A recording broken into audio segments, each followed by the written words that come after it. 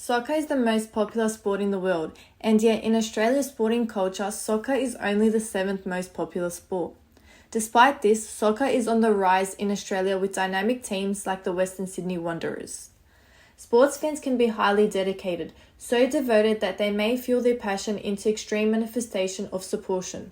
Rivalries between clubs are the roots of hooliganism, a violent way for fans to transfer their passion to their local teams.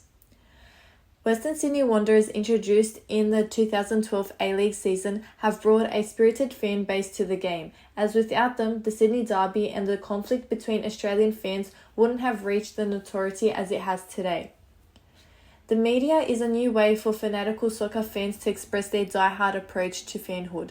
This, however, is a small glimpse into soccer fans, staining the rest of the supporters' reputation. Media allows the connection of fans with their teams and other fans. Violence, particularly hooliganism, has been a part of soccer ever since its inception. The discussion between the negative and positive impact that violence has on soccer is our research question. Does violence attract Australian fans to the game?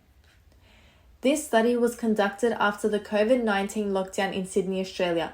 Following the period of abstinence from social gatherings, this study is interested in understanding the atmospheric conditions that draw Australian fans to attend live soccer matches.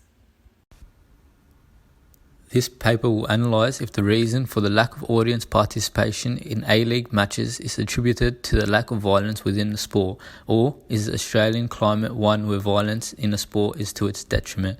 As the Western Sydney Wanderers are synonymous with soccer hooliganism in Australia, our methods of gathering data was through the students of Western Sydney University, with participants ranging from ages 19 to 26, all of which were passionate fans of soccer. Our study chose participants based on purposeful sampling.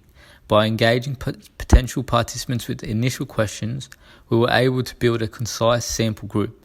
Participants that had strong opinions about the research questions were asked to complete the full survey or were further interviewed. The instrument used to gather quantitative data for the study was a Qualtrics survey, while qualitative information was gathered via an in-person interview with a Western Sydney Wanderers fan. The data gathered through these methods will be analysed through PSPP.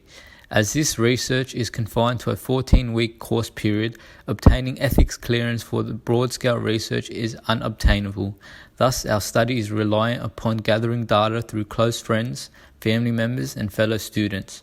We have maintained the anonymity of all participants involved. Our research avoids including biased methods of collecting data through avoiding inference questioning. The research methods are structured in a manner which allows for qualitative research to build upon the data gathered through quantitative research.